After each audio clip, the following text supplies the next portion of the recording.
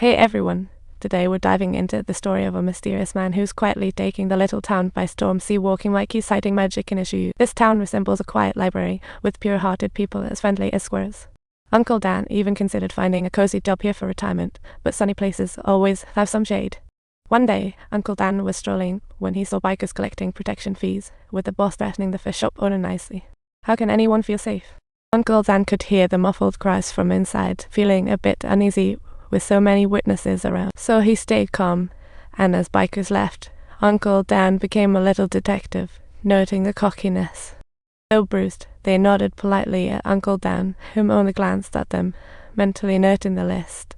The reason this guy was so brazen: he's got his big brother Vincent backing him up, the local mob boss himself. They planned to turn the town into a resort and casino, but when refused, their plan turned into mobster regulations. The residents here became like roadblocks for them, and the fish shop owner was just one example, especially when the doctor was treating Uncle Dan. The doctor noticed he was basically healed, and Uncle Dan, curious, asked, "Why didn't I report being shot?" The doctor, serious, replied, "Of course, you're good. Only bad ones don't know it." In the evening square, Uncle Dan noticed everyone rushing like ants in one direction. The fish shop was on fire. This wasn't just a small matter, it was the fish owner and his wife's entire life savings. Uncle Dan knew those rascals were behind it. As he spotted them, he turned and walked towards the church, not to pray but to prepare for a confession. See, what he was about to do might just land him on the headlines. Meanwhile, Officer Gio found a clue through surveillance, capturing the arsonist and their designated driver. He hurriedly called to get information on the vehicle, and that one phone call put him on the mob's radar. When the officer went to pick up his daughter from school, he faced an unexpected event. See, the teacher whispered, "Your daughter was already picked up by a colleague." Instantly, alarms went off in his head. Realizing his daughter might be in danger, he dashed home. Upon bursting through the door, he saw two mob members lounging in the living room, while his wife and daughter were being held. What a catastrophe. This guy was Vincent's little brother, the mob boss, as brutal as a toy drone gone rogue. Turns out, just when he was about to investigate the arson evidence, someone tipped off Draven. See, talk about a plot twist. With a gun to his daughter's head, Draven coldly reminded, "Consider this a little lesson. If there's a next time, don't say I didn't warn you." Gio arrived at the clinic, and the N-team doctor treated his wounds. See, chilling stuff. Dan happened to see this, learning from the doctor just how merciless Draven and his crew were. That night, as the Gio family dined in the restaurant, the gang showed up again, as annoying as little bugs. The reason they let him off was to make him their errand boy. How sneaky. "We just need you to use your police status and help us procure a boat." And suddenly the restaurant fell silent. Just as Draven was gloating, he noticed Dan staring at him with piercing eyes, sending a shiver down his spine.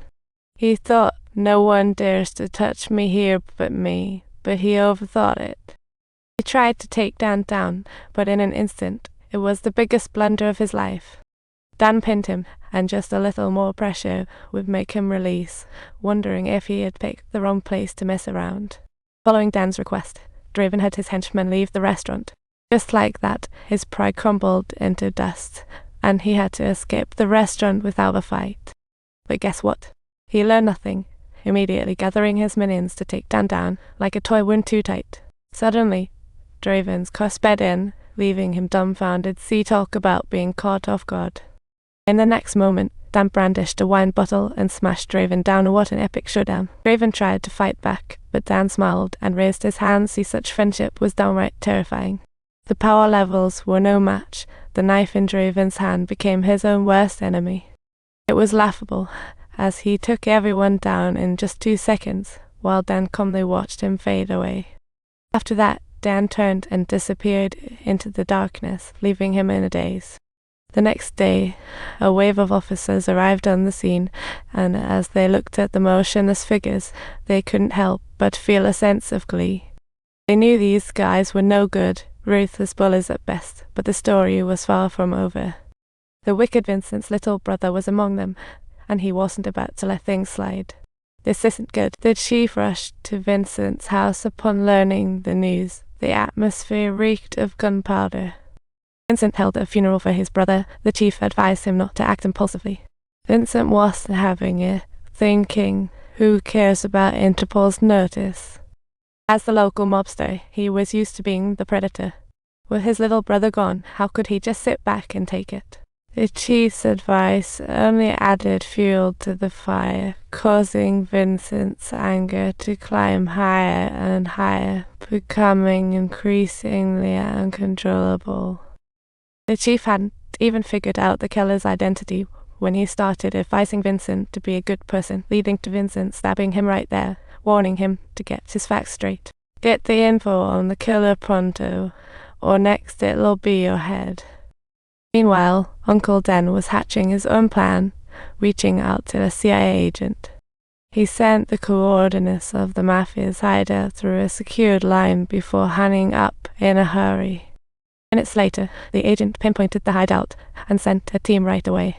Everyone who arrived was taken aback. Piles of pills and loot were laid out like a misunderstanding waiting to be resolved. Even more shocking, an examination of the scene revealed dozens of corpses, all crafted by the same hands. In no time at all, they tracked down Uncle Dan by meticulously following the leads. In reality, Dan wanted them to find him intentionally. He hoped to leverage the CIA power to dismantle Vincent's mob organization. Dan discovered that the agent was indirectly supporting terrorist activities. The agent swiftly moved against one of Vincent's secret lairs based on Dan's intel, capturing numerous gang members and achieving a resounding victory.